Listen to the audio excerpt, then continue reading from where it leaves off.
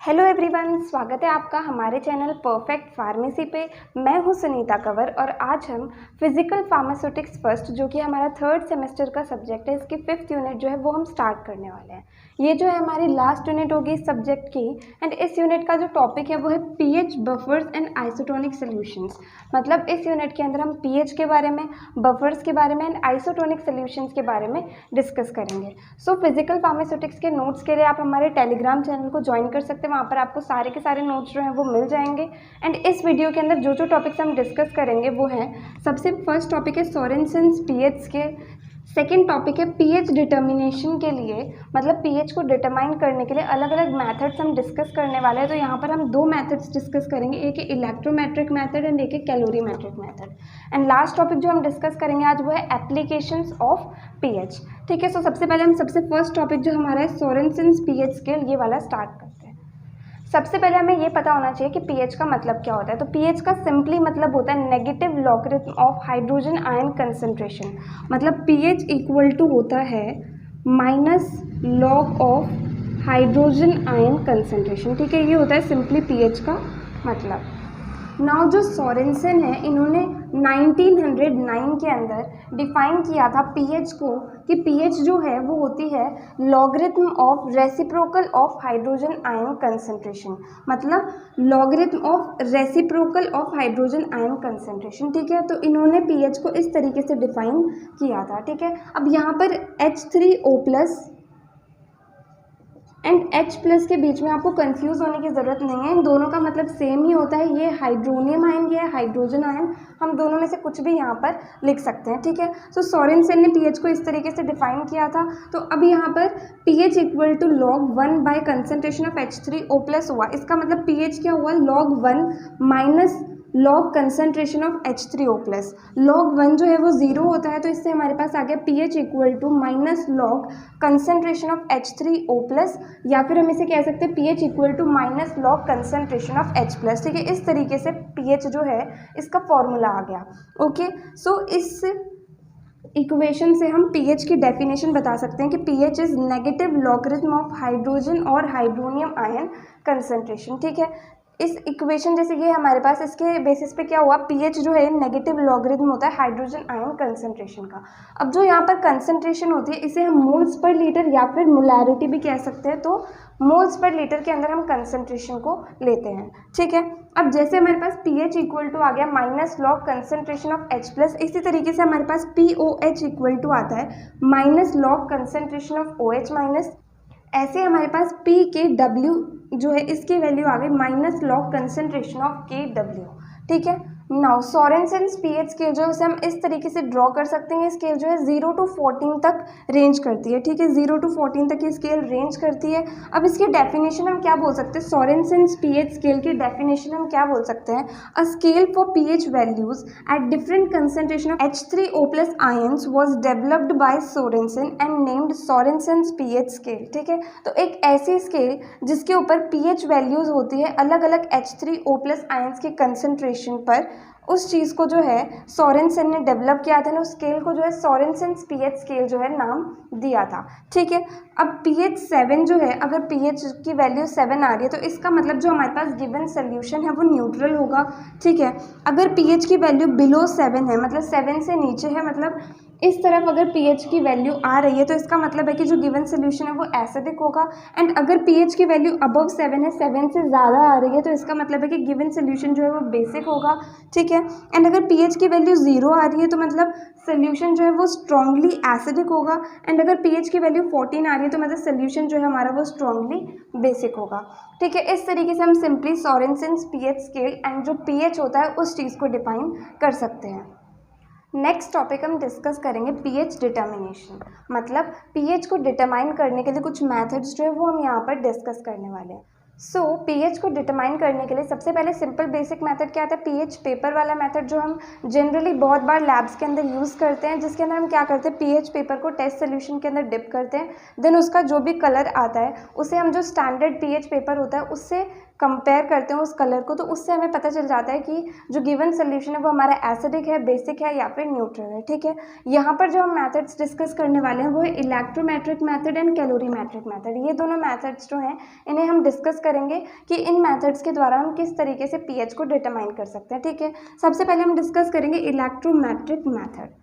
अब इस मेथड के अंदर जिस एपरेटस को हम यूज़ करते हैं पीएच को डिटरमाइन करने के लिए, उस एपरेटस को पीएच मीटर जो है वो कहा जाता है। ठीक है, अब इसका प्रिंसिपल क्या होता है, इस मेथड के अंदर सिंपली हम एक स्टैंडर्ड हाइड्रोजन इलेक्ट्रोड एंड एक रेफरेंस इलेक्ट्रोड जो होता है इन दोनों को यूज़ करते हैं। ठीक है, इनको यूज़ करके हम पोटेंशियोमेट्रिक मेजरमेंट करते हैं कि हाइड्रोजन आयन जो है उसकी कितनी एक्टिविटी हुई है, उस चीज़ को हम डिटरमाइन करते हैं इस मेथड के द्वारा। ठीक है, तो इस तरीके से इसका प्रिंसिपल होता है कि इसके अंदर हम standard hydrogen electrode and reference electrode को यूज़ कर रहे हैं। ठीक है, उससे हम पोटेंशियोमेट्रिक मेजरमेंट कर रहे हैं कि हाइड्रोजन आयन के द्वारा कितनी एक्टिविटी हुई है, उसके बेसिस पे हम पीएच को डिटरमाइन कर लेंगे। ठीक है, अब इसका जो हमारे पास पीएच मीटर पूरा अपैरेटस है वो कुछ इस तरीके से होता है। यहाँ पर हमारे पास पीएच रीडर एक मीटर है। ठीक है, देन यहाँ पर हमारे पास एक बीकर है जिसके अंदर हमने टेस्ट सोल्यूशन ले रखा है। इसके अंदर हमने दोनों इलेक्ट्रोड्स जो है standard electrode and reference electrode दोनों को हमने इस सोल्यूशन के अंदर डिप कर रखा है। देन ये जो रेफरेंस इलेक्ट्रोड है इसके साथ में जो रेफरेंस सोल्यूशन है उसे भी यहाँ पर हमने फिल कर रखा है। ठीक है, तो सबसे पहले हम जो टेस्ट सोल्यूशन है उसके अंदर दोनों इलेक्ट्रोड्स को डिप करते हैं। अगर जो रेफरेंस सोल्यूशन है एंड जो टेस्ट सोल्यूशन है इन दोनों के पीएच के अंदर कोई भी डिफरेंस आता है तो उसकी वजह से क्या होता है कि ये जो हमारे पास में इलेक्ट्रिकल वायर्स है यहाँ से सिग्नल्स जो है वो पास होते हैं, यहाँ पर वो सिग्नल्स पहुँचते हैं जिसकी वजह से हमें पता चल जाता है कि टेस्ट सोल्यूशन जो है उसका फाइनल पीएच कितना होगा वो इस स्केल के ऊपर मेजर हो जाता है। ठीक है, तो इस तरीके से इस मेथड के द्वारा क्या होता है कि पीएच डिटरमाइन होता है। बट यहाँ पर एक कंडीशन रहती है कि एनवायरनमेंट की वजह से क्या होता है कि टेम्परेचर चेंज होता रहता है, तो उस टेम्परेचर को कंट्रोल करने के लिए क्या है हम यहाँ पर थर्मो कंपेंसेटर जो है इसे इस सोल्यूशन के अंदर डिप करके रखते हैं जिससे कि कोई भी टेम्परेचर के अंदर चेंजेस ना आए, और आए तो हमें पता चल जाए जिससे कि हम उसे मेंटेन कर सकें। क्योंकि अगर टेम्परेचर के अंदर कोई भी चेंज आया तो उसकी वजह से पीएच के अंदर भी चेंज आ जाएगा, क्योंकि टेम्परेचर जो है वो पीएच को इफेक्ट करता है। ठीक है, तो इस तरीके से हमारा इलेक्ट्रोमेट्रिक मेथड था जिससे हम इस तरीके से पीएच को डिटरमाइन करते हैं। अब इसके हम एडवांटेजेस एंड डिसएडवांटेजेस देखेंगे इस मेथड के। सो इलेक्ट्रोमेट्रिक मेथड के एडवांटेजेस क्या क्या हो सकते हैं। सबसे पहला एडवांटेज ये है कि हाई सेंसिटिविटी होने की वजह से जो पीएच का मेजरमेंट होता है वो बहुत ही एक्यूरेट आता है इस मेथड की मदद से। सेकेंड एडवांटेज है कि इसके अंदर क्या होता है जो इलेक्ट्रोड है उसके द्वारा बहुत ही जल्दी जो है इक्विलिब्रियम अटेन कर लिया जाता है। देन नेक्स्ट इसका एडवांटेज है जो सोल्यूशन है हमारा वो कंटामिनेशन से फ्री रहता है, क्योंकि इसके अंदर हम किसी भी इंडिकेटर को यूज़ नहीं कर रहे हैं। नेक्स्ट इस मेथड के द्वारा क्या होता है हम पीएच को बहुत ही लार्ज रेंज में मेजर कर सकते हैं। ठीक है, नाउ डिसएडवांटेजेस क्या क्या हो सकते हैं। इस मेथड को हम विस्कस सॉल्यूशंस एंड जेल्स जो होते हैं उनके लिए यूज़ नहीं कर सकते हैं, क्योंकि जो विस्कस सॉल्यूशंस और जेल्स होते हैं इनकी बहुत ही लो आयनिक मोबिलिटी होती है। ठीक है, देन ये जो हमारा इलेक्ट्रोमेट्रिक मेथड है इसके अंदर जो हम पीएच मीटर को यूज़ करते हैं इसकी इनिशियल कॉस्ट जो होती है वो बहुत ज़्यादा हाई होती है, ये भी इसका एक डिसएडवांटेज है। ठीक है, सो ये था कंप्लीट हमारे पास इलेक्ट्रोमेट्रिक मेथड के बारे में। नेक्स्ट हम डिस्कस करेंगे कैलोरीमेट्रिक मेथड। सो इस मेथड का प्रिंसिपल क्या होता है, ये मेथड डिपेंड करता है कि हम standard solution and test solution जो होते हैं उनके कलर को कंपेयर करते हैं, उनकी पीएच वैल्यूज़ जो होती हैं उसके बेसिस पे अलग अलग कलर होते हैं। तो स्टैंडर्ड एंड टेस्ट सोल्यूशन के कलर को हम लोग कंपेयर करते हैं इसके अंदर, एंड कलर डेवलप करने के लिए सोल्यूशन के अंदर क्या होता है यूनिवर्सल इंडिकेटर्स को इस मेथड के अंदर यूज़ किया जाता है। ठीक है, सो ये था इसका प्रिंसिपल। नाउ दो जो हमारे पास स्टैंडर्ड सोल्यूशन अवेलेबल होते हैं उन्हें हम एक तो कैपिलेटर्स कह सकते हैं, सेकेंड को कंपेरेटर्स जो है वो कह सकते हैं। ये दो टाइप के स्टैंडर्ड सोल्यूशन होते हैं।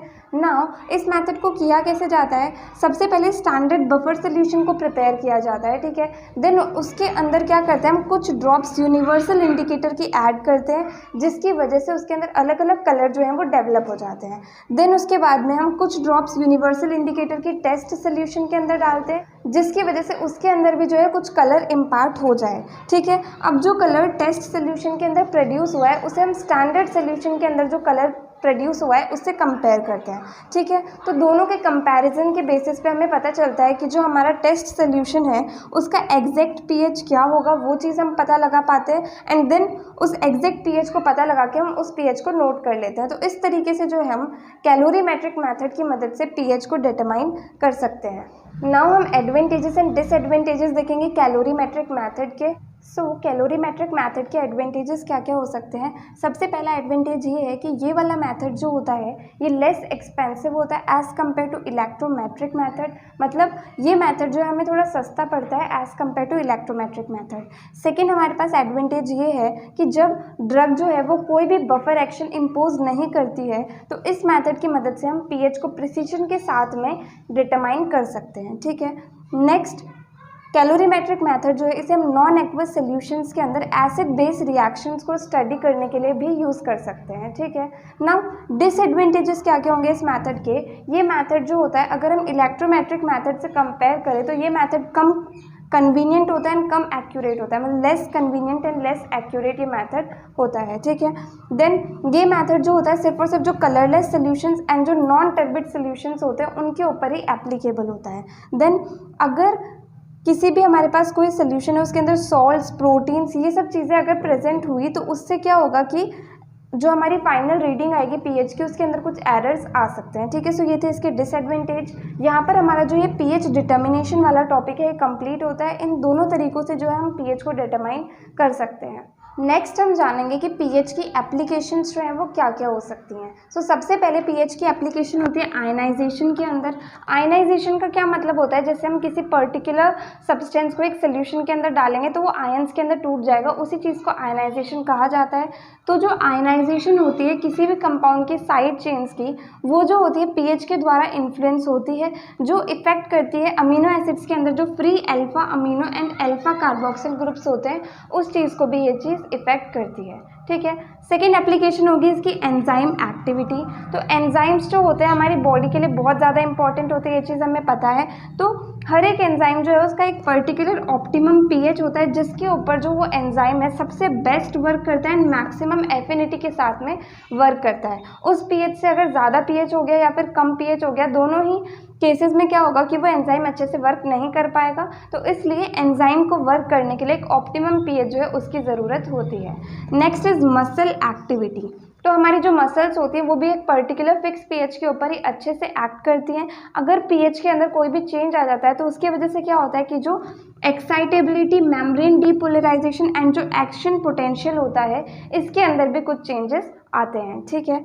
नेक्स्ट आता है ऑक्सीजनेशन ऑफ हीमोग्लोबिन, ठीक है। हीमोग्लोबिन का ऑक्सीजनेशन होकर के वो ऑक्सी हीमोग्लोबिन के अंदर कन्वर्ट हो जाता है। तो ये भी एक किसी पर्टिकुलर पीएच के ऊपर ही होता है एंड जब पीएच जो है वो इंक्रीज होती है तो जो हीमोग्लोबिन की ऑक्सीजनेशन की परसेंटेज होती है वो भी इंक्रीज होती है। इस तरीके से जो है पीएच ऑक्सीजनेशन ऑफ हीमोग्लोबिन को इफेक्ट करती है, मतलब डायरेक्टली प्रोपोर्शनल होती है। अगर हम पीएच को इंक्रीज करते हैं तो परसेंटेज ऑफ हीमोग्लोबिन ऑक्सीजनेशन जो है वो भी इंक्रीज हो जाता है, ठीक है। ये थी कुछ एप्लीकेशंस पीएच की। यहाँ पर जो हमारे आज टॉपिक्स हमें डिस्कस करने थे वो कंप्लीट होते हैं। अगर आपको किसी भी टॉपिक के अंदर कोई भी डाउट आया तो आप कमेंट सेक्शन में पूछ सकते हैं। इसके नोट्स जो है वो आपको टेलीग्राम चैनल पर मिल जाएंगे, आप वहाँ जा करके चेक कीजिएगा। एंड इंस्टाग्राम पे भी हमारा पेज है, वहाँ पे भी आप हमें फॉलो कीजिएगा। अगर आपको ये वीडियो हेल्पफुल लगी हो तो प्लीज़ आप इस वीडियो को लाइक करना, ज़्यादा से ज़्यादा लोगों को शेयर करना और चैनल को सब्सक्राइब करना। थैंक यू सो मच इस वीडियो को एंड तक देखने के लिए एंड चैनल को सपोर्ट करने के लिए।